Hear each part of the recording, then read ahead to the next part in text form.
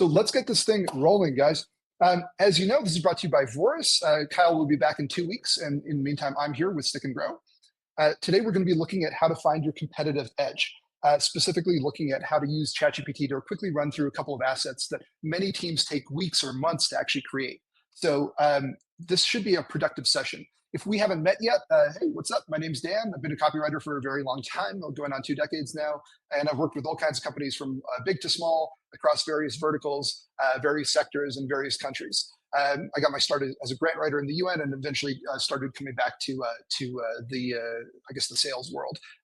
And I've seen pretty much anything under the book. So if you have any email questions or you have any email issues, feel free to connect with me on LinkedIn. Because that's sort of what I've been doing for a long time now, is mostly email copy, but also website copy and other things. I used to be the head copy coach at Copywriting Course, and I was the CMO of Vorus, which is why I'm so close with Vorus. I still work closely with them, and yeah, anything sales related, you should look at Kyle and look at Vorus. And then currently what I'm doing is building LinkedIn and email funnels over at Stick and Grow. So here's why today's topic matters. We talk a lot about the cold outreach process and sending DMs, sending emails, cold calling. And the thing is, at some point, your buyers, if they're savvy business buyers, especially if they're buying expensive software or something, they're going to be doing their homework on you. That could be looking at your website. That could be looking at various assets online, looking at reviews, looking at third-party stuff, looking at YouTube channels. There's all kinds of different places that people can collect information about you. And I see a lot of companies kind of putting stuff out there without really taking control of the narrative. So the more that you can have a strong idea of what you should say, when you should say it, what your relative strengths are, what your relative weaknesses are in the market, because we all have them, the better that you can control the narrative out there, the better you can put your best foot forward, I should say, and the better that you can generally navigate sales conversations. What we're going to cover today will be very good for internal strategy, but it's also hopefully going to be very good to arm your sales reps, even your marketers, with tangible assets in hand to have great conversations all the time. Okay, so my question to you all here is, do you know what your edge is? Are you very clear on what you actually should be saying at the right time? Do you know what your positioning is in the market? Not just where you want it to be, but in real time, what is the best possible thing to say to somebody? Now imagine you're at an event, you're at a networking thing in person, and somebody sort of starts asking about the company, maybe raises a couple of objections. Do you know how to handle them? That's really my big question here, and hopefully today's session is going to give you a process to really take care of this. So again, what's your competitive advantage? And that could be against the whole market, that could be against just one competitor. What's you versus, I guess, the number one competitor out there? And even if you know sort of it's sort of I guess pricing, I guess, if that's your edge, can you state it clearly? That's the other part of this. The more work we put into this kind of work, the better the more natural the sales conversations end up being. So again, imagine somebody comes up to you and says, hey, you know what, we're actually thinking of handling our accounting with QuickBooks. It's just what everybody uses. I don't want anything fancy. That's all I want. What would you say if you work for Xero or Wave or some startup that's just trying to break into the market? Do you have something ready to go? Is it canned? Is it perfect? Is it really refined? That's what I would like everybody to be working on. So what I'm going to give you today is frameworks for that, and hopefully you can use that to build them up more and more. So, and it's not just, by the way, if you're a founder here, if you're a sales rep, I want to make really clear that everybody at the company should understand this. So whether you're the founder and you have all this stuff sort of in your head, that's nice, but is it downloaded to a doc somewhere where everybody else can access it and sing from the same hymn sheet, so to speak? So how do we get there? We get there with a little bit of work on comparisons and competition. This is a little bit of research, but also a little bit of practice. There are 4 major types of comparison that everybody should get comfortable with. Number 1 is an A versus B. So what's me versus another person out there? So I'm a consultant right now. So how do you think about hiring Dan versus hiring Bob over there? 2 consultants. What's the difference? How can I speak to it? What's A versus the market? So what me versus all the other consultants out there? What would you do? A versus an internal DIY solution. So if you're a software company and you have something that you sell to companies, often you'll see that companies have some sort of patched together Frankenstein model out there. That's why I've got a little Frankenstein in there as a visual, where they're doing something internally, but we can speak to it or speak against it. And then A versus a totally different category. For example, maybe I should be looking at QuickBooks, FreshBooks, and all those other accounting platforms, but then somebody else comes up and says, actually, no, I do everything on Notion. And it sort of comes out of nowhere. It's still a competitor, but it's sort of from a completely different perspective. Those are the four major comparisons. And I want you to think about how your company fits into basically the narrative. You should prep for each of these four, but you probably fall into one more than the others. You'll see that most of your prospects have the DIY solution in place and you're coming in to disrupt that. Maybe there's just one big competitor out there, or maybe there's a whole bevy of them. So these are the four.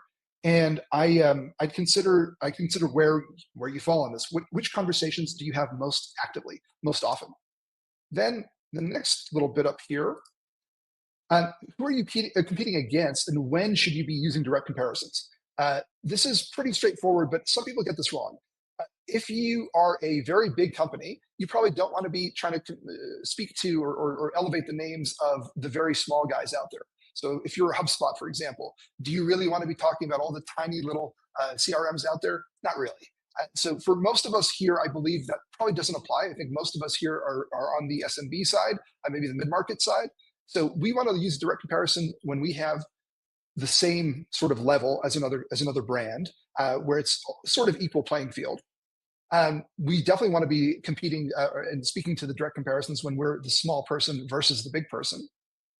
And then if it's the big person speaking to the small person, we don't want to do that. So that's where we use direct language. So between these two charts, hopefully we can think a little bit about how we would speak to whom. Okay. And then where we actually get to here is what sort of formats work best. We're going to talk about battle cards in a second, but one thing that I think many B2B SaaS companies miss, and it's a huge miss in my opinion, is the opportunity to build very simple comparison tables. So sometimes you see these as pricing tables, but I think it's even better to look at them as brand versus brand tables. Even Amazon starts doing these on certain product listings. They'll show you the features of one product versus another. If you're shopping for computers, for example, you often see Model A, Model B, Model C as you're shopping around because it's a helpful guide to shopping. So one thing you'll see here is I put up Gustos versus ADPs. You have ClickUp versus Asana. And obviously, if you have the opportunity to put this together, this is ClickUp's chart, for example, you probably can put your best foot forward. And these types of assets, I want to emphasize, are great in cold emails. They're great as marketing assets. They're great on social media. And they're even great to be printed out and carried around at events, at conferences. And yet so many companies don't have these. So I really want you to consider what you're able to do. And you're able to do this, I can promise you, very, very quickly with ChatGPT, and hopefully designed up nicer than that too. But these are helpful, again, externally for your customers to understand what's out there and make the best shopping decisions for themselves. And it's also helpful for you and your team, because the more that you can understand these and reference them if you have to, the more intimately you can really speak to the specific selling points in the specific time and the specific conversations that you're having, and really speak to them in detail. So that's what I like these a lot. There's a whole bunch of these. If you want more, I'm happy to give you more, but a lot of companies have these. The mattress world has these, Casper versus Purple. The software world has these. The fintech companies have, they're all over the place. And yet many people still have never really sat down and tried to develop them. So I'd really consider, do you have the opportunity to do this versus the rest of your market? Whether you publish it or not, it's still a useful exercise. So how do we get there? Let's run some competitive analysis.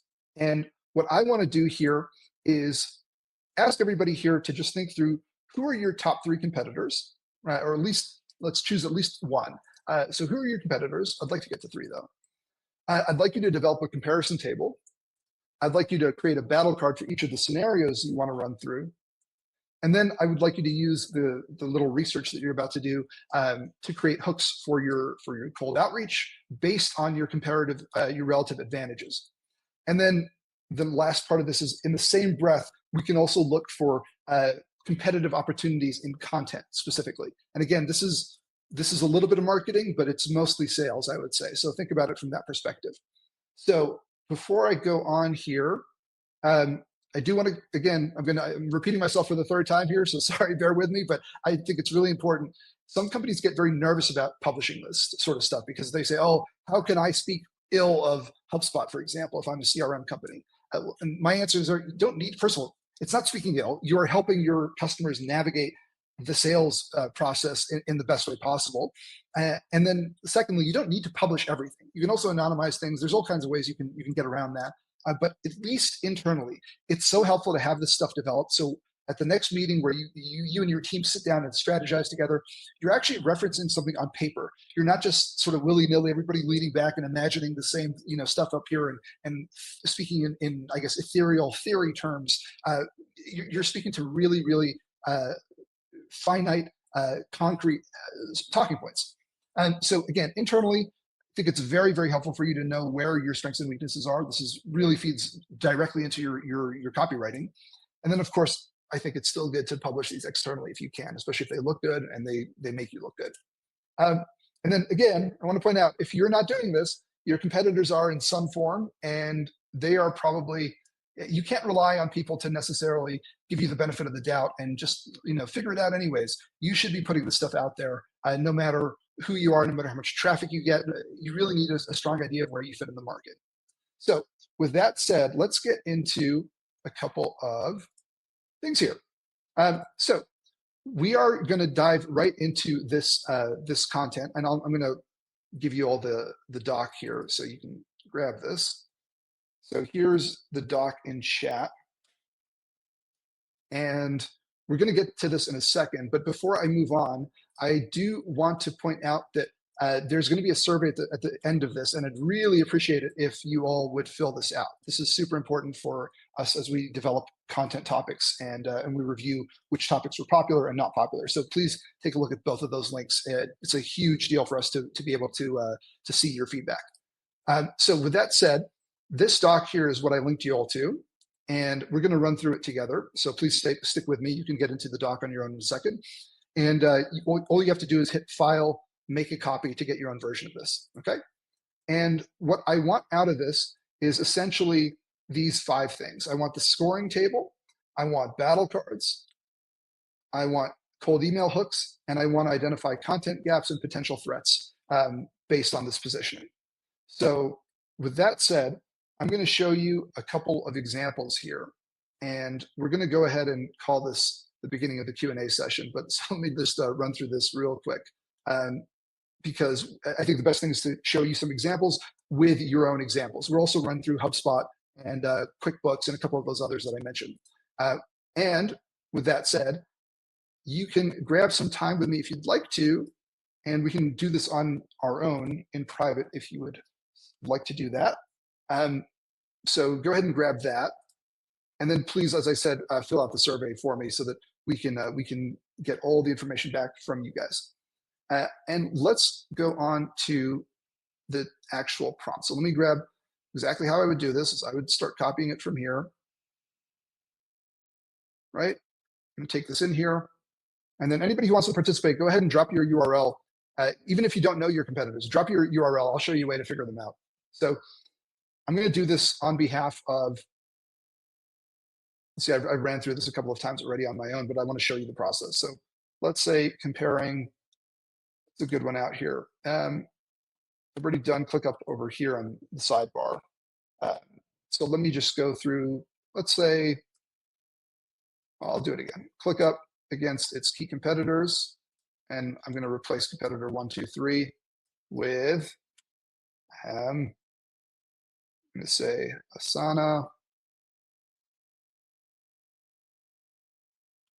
Monday.com, and I'm just going to throw Notion in there, even though it's not really probably the most direct of competitors. And let's see what we come up with. And I'll zoom into here a little bit more so you can see this properly. Whoops, zoom in. So hopefully you can read that okay.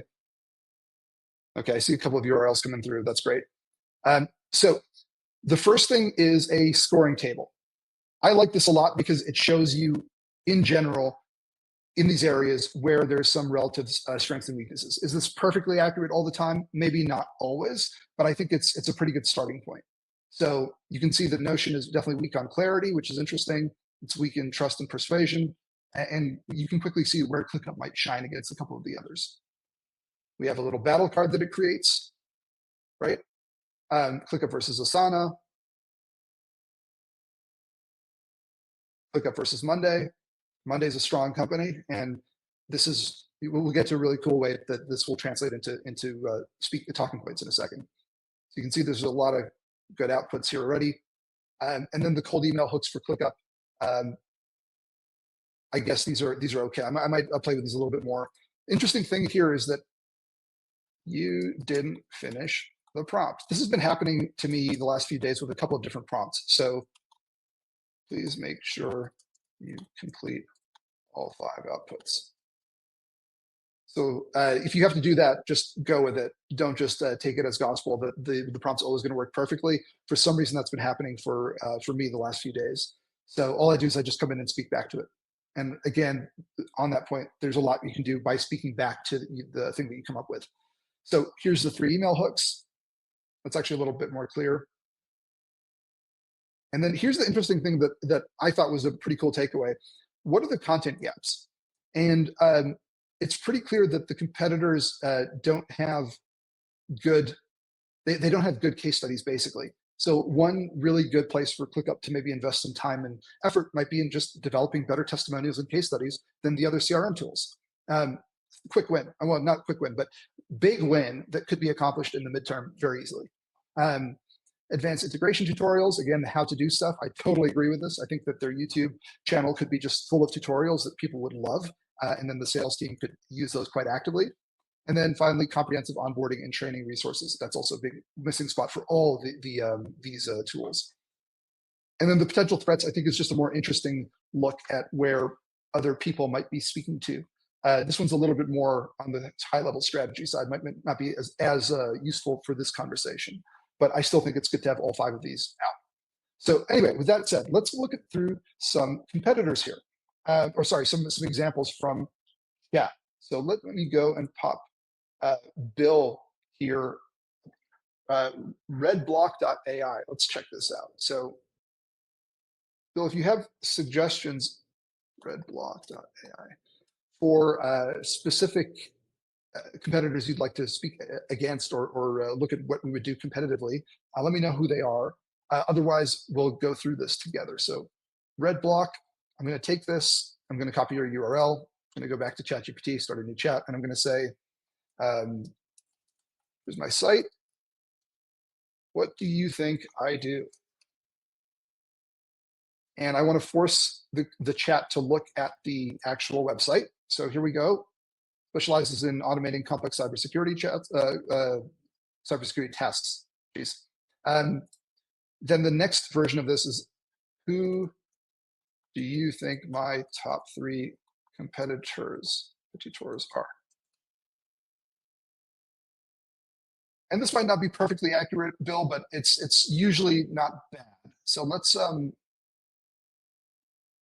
about this? Okay, so it's hesitating here. Pick a couple of major cybersecurity firms who are at least loosely in the same space. So we can probably get it to do a few more. And Bill, you can always suggest who you actually look at. But let's just take this for the sake of completing the exercise. So Wiz, Palo Alto Networks. I'm going to, whoops. Let me grab the prompt one more time here.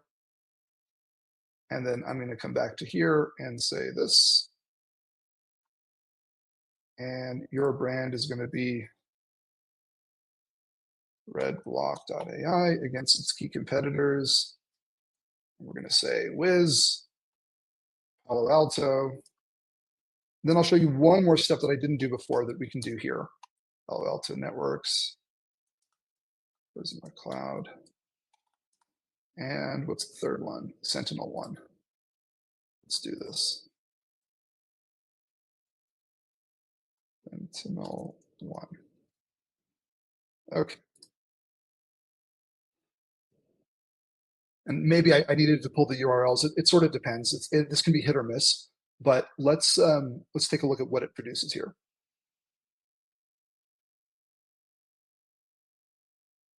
So immediately the lowest score that you're getting relative to the others, Bill, is on the trust and persuasion. So that probably means there's space for case studies, testimonials, et cetera, that kind of thing. So let's and I'll keep going here, but that's the first thing that I would notice here, and probably one of the first projects I would take on here. Now, this is kind of cool. It's a nice little translation of where everything fits. And then the battle cards. This is probably helpful, Bill, if Wiz is indeed a close competitor. I like these objection handlings a lot. I think these are pretty good across the board for every time I've run this prompt. So check that out. Let me know what you think. And then let me see. See, it got stuck again. Please complete the prompt. And yeah, Bill, I just saw your second comment, but at least for the sake of this exercise, I'm sure you can see how you can come in and use this and plug in the right URLs. So let's keep going here. Identity security for disconnected apps. Okay, that could be a strong messaging point in literally your icebreaker email. I think that might be something that, again, in this world where we are competing against Wiz and Palo Alto, Prisma Cloud and whatnot, that's probably the point that I would lead with in a cold email. And let's see here, automating credential security. Yeah, so it's giving you a lot of ideas here that I think are quite good. And if you develop these battle cards into something that's a little bit more polished in terms of what it looks like and hand it out to the team, I think there's a lot of really good points that you can play around with here.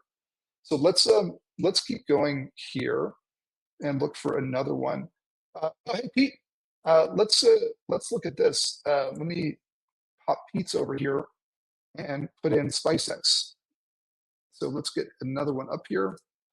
Here's Pete's website, SpiceX, or is it .ai? Did I get? Yeah, there we go. So I'm going to grab SpiceX. I'm going to go into here and say this guy. And then I'm going to say SpiceX.com against its key competitors.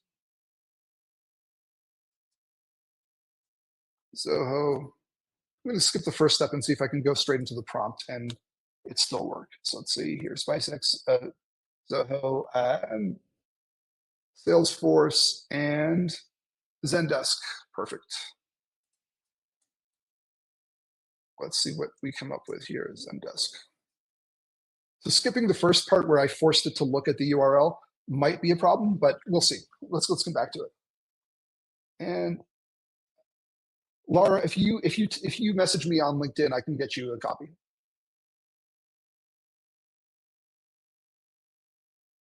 Okay, as this is building out, let's see what pops up.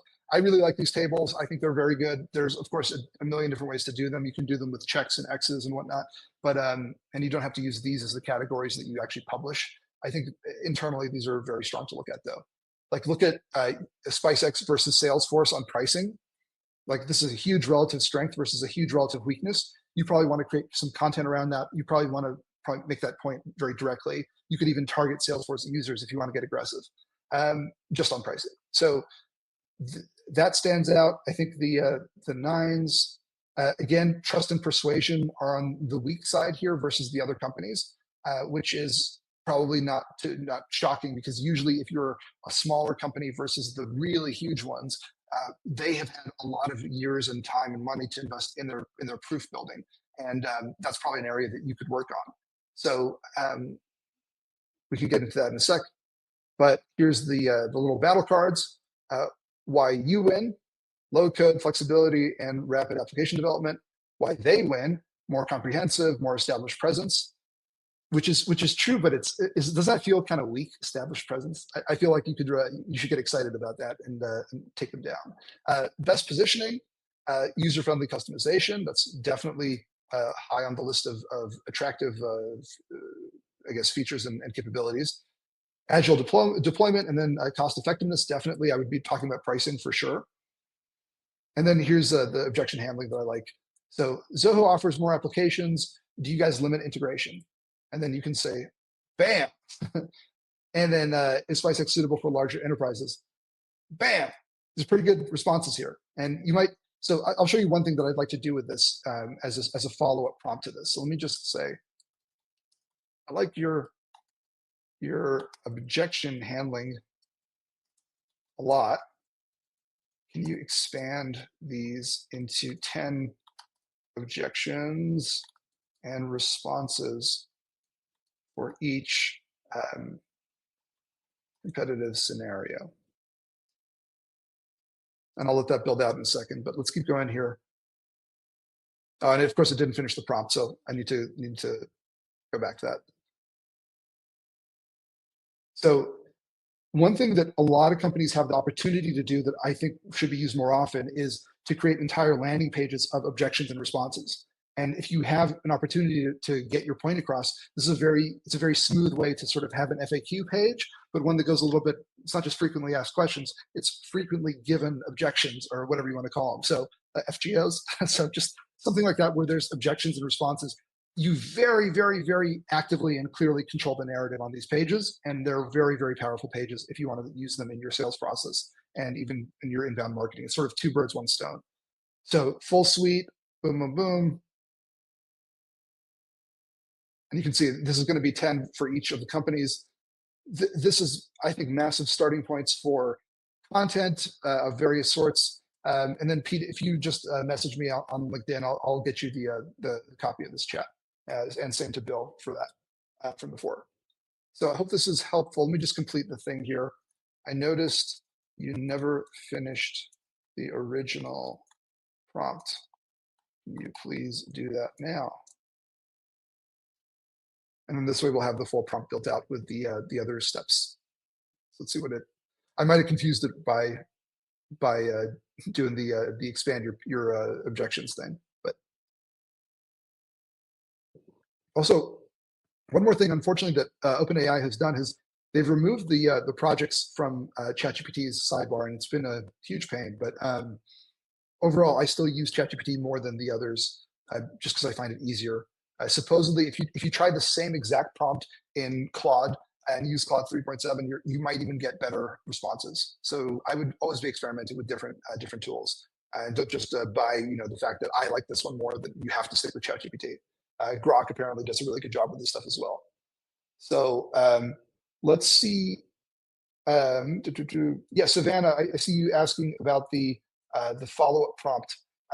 So can you let me know which one it was? Because this was the original prompt here, which is in the Google Doc that I shared.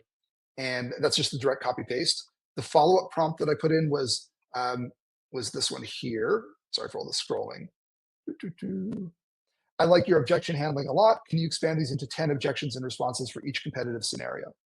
Again, if you message me on LinkedIn, I'll get the stuff to you. It's hard for me to port it over to this chat that we have here. Okay, so let's keep going here, and then almost there.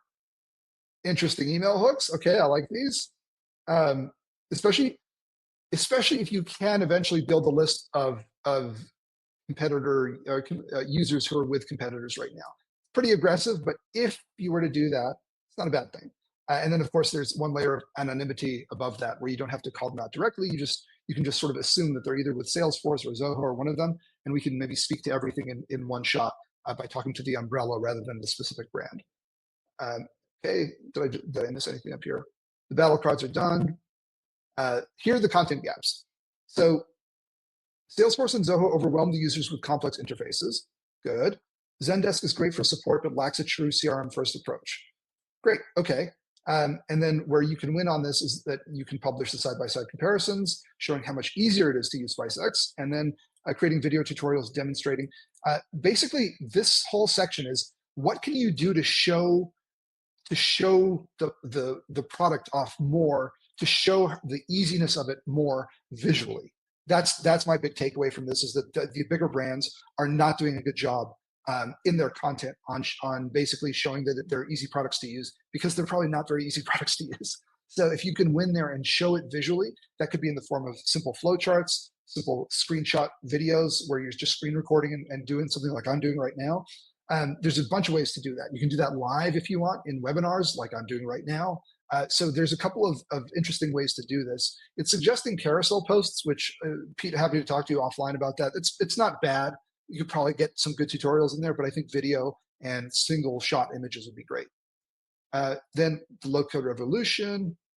Oh, then I think this is huge, right? For Zoho and Salesforce, you need technical experts. And then this really doesn't exist. Interesting. That's a perspective I didn't expect.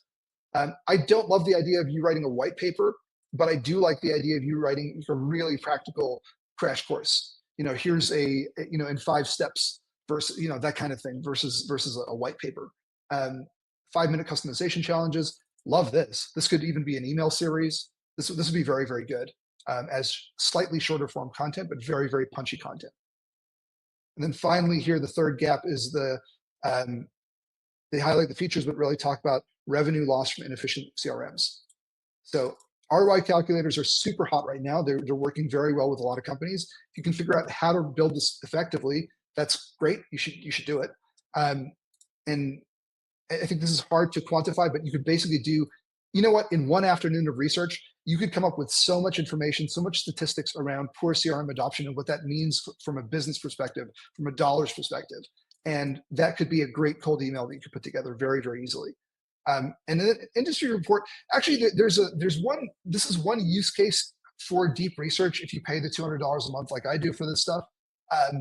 And again, Pete, message me on LinkedIn. I'm happy to do this for you, but you could even write a little, this is the process I would do.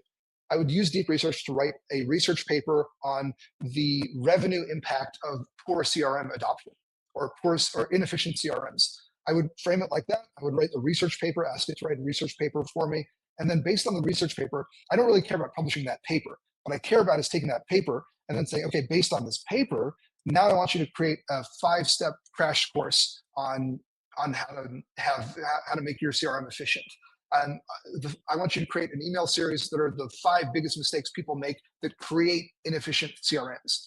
That's the kind of content that can truly be conversion content for you and very, very powerful for converting, first of all, getting eyeballs and also converting at the same time. So I hope that's helpful.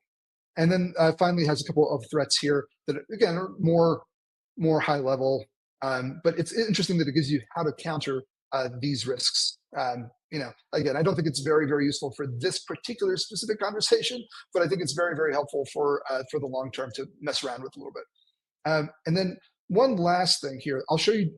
I want to make the point that a lot of people use prompts as one-shot tools to say, okay, here's a prompt. I've copy pasted it in. I've hit enter. ChatGPT is giving me back something that I'm like, okay, this is kind of nice. And then I take it and I show somebody, and I don't really use it enough. I don't think everybody's getting enough juice for the squeeze that you could get with a conversation like this. And I want to emphasize it is a conversation. So for example, when you get something like this, a pretty deep response, I want to say something like, this is great. What am I missing right now? What sort of creative out of the box insights can you give me about Spice X and the landscape we're trying to navigate? And then I'm going to reframe this slightly, say, what's a potentially powerful series of ideas, deep ideas that I might be missing? So I like to respond to deep chats with more nuanced, more sort of out there, hey, let's be creative, or hey, here's my idea, poke some holes in my logic. These are where some of the best chats come from. So here's the deeper stuff, right? I mean, this is going at a very kind of heavy brand level, but talking about a better philosophy of work. So I think there's something in there. I think that's really interesting too. It's not just Salesforce, Zoho, or Zendesk, it's CRM fatigue. So this is the kind of deeper stuff where what I showed you above, Pete, is pretty useful immediately for you, hopefully anyways. And then what's here is more interesting things to talk about to really get creative about what could be the home run. But you might have to do a little bit of massaging here to really get it to get to a really interesting place. It's not just about managing customers, but it's revenue choreography. I think that's a little bit complex for my thinking, but it's interesting. Build versus buy trap. That's pretty cool. I think that's really good. I really like this. I mean, I really like this. So anyways, I'll shut up about this one specifically. Hope that's helpful, Pete. Let me know. And I'm going to just check in over here. Let's do one more, and then I will get down to what other questions we have, and then we can wrap up. So let me see what else is here. I see a booking page from Rachel, and then I see called in. Let's go through this one here. And one more time. So we'll go through the process. Let's go to airbyte.com.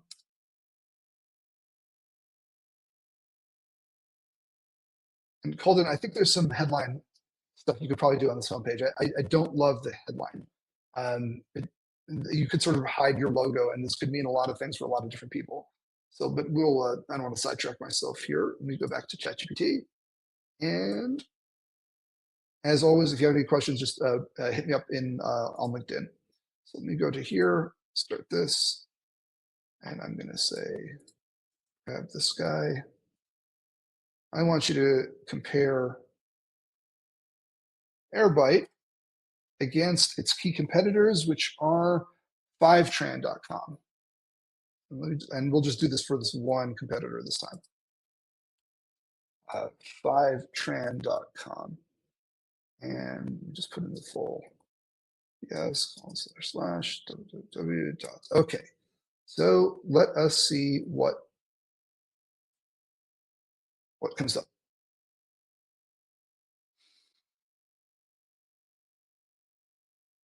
Again, nice. It adjusted to just having 2 columns, or sorry, I guess 3 columns technically. But you see how powerful this is, guys? Like, this should be something that everybody, if you don't use this directly and exactly as I'm doing, you should at least use it as a jumping off point to develop your own process here. So you guys beat 5tran on quite a bit, but specifically the biggest area is pricing, followed by differentiation. So with such a big discrepancy, in my cold outreach, I might be focusing on pricing because my competitor is so weak on it and I'm so relatively strong on it. And again, I'll invite you to look at this on your own time. Hit me up on LinkedIn. I'll send you the chat. But let's keep going here to key differentiators, open source, cost effective, extensive connector availability. They are a fully managed service, support and documentation. So very different use cases, I guess, if you really want to get down to the nitty gritty. And then again, I like these objections a lot. Well, I like the objections and responses a lot. That's really good. And then the hooks. And then here are the content gaps. In-depth case studies. Again, you see how often this comes up? I want to emphasize, if you're not doing the case studies properly, this is your wake-up call. You should be doing them because they're so useful as everything for inbound marketing, for outbound sales, for everything. They're very, very, very important. Tutorials, right? So maybe even if these get dated quickly, they'd be very valuable in the short term. And I don't think they would get dated that quickly, frankly. And then finally, comparative analysis articles series. Let's see. That one you'd have to dig a little bit more into, but let's see if there's any more. Prompt, please. Okay. Interesting. I chose to make a table out of this too now. So a little of this is over my head, Colton, but if you look at it, hopefully this is helpful for you. So let's see. Biggest takeaways. The open source model is the biggest strength. 5tran leads in ease of use and enterprise adoption. Airbyte should emphasize flexibility, pricing transparency, and extensive connector availability. And then finally, strategic content creation with 5 key recommended actions. So, okay, that's pretty much it here. Me one more time, guys. This is so important for me. Please complete the survey. I'm gonna pop it into our chat one more time.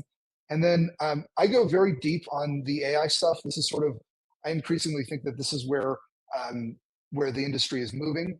And I really, really think that this is a good way to to think about how you strategize around your content, your messaging, your copy, everything, and your sales, obviously, on a broader level. So I'll be getting more and more into that. And if you'd like to speak with me directly, please grab a time here and I will pop this into chat. And that way we can talk through exactly your company. And I have, I mean, dozens of these types of angles to use if you're interested. And so if you have a problem, we can probably solve it, or at least begin to solve it and unpack it with one of these AI workflows. So with that said, if there's anything else, yeah, Calden, you can build it into a custom GPT agent, but I'll tell you that I much prefer having the chat itself operate. I've done this under projects before, and I've done them as custom GPT agents. And I think the custom GPT agents don't work as well as I'd like them to. I think part of it is what model you use. We can get technical if you want, but I've gotten better results when I have the standard 4.0, not even the 4.5, but 4.0 being used as a conversation. It tends to be much much better, basically. And then let's see here what else we have. Any other questions before we wrap up? Victor, hit me up on LinkedIn. I'll give you the copy, and then yeah, it looks like there's a whole bunch. If I missed your website, let me know. I'm happy to shoot you a video. But otherwise, thank you so much for coming. I know it's a Thursday in the middle of the day. You could be having lunch right now, and yet you're here with me. So I really appreciate your time. Hopefully that was a good bit of value for you. I hope you use it. And if you do, let me know. Please hit me up on LinkedIn. Tell me that if you get stuck anywhere. I am in this kind of stuff all day long. This is all I do. And I can definitely, I think, help you get to the next step with some of these internal processes for you and your strategy. So with that said, thanks again for coming, everybody. Wish you a fantastic rest of your day. We'll speak soon. Take care. Bye-bye.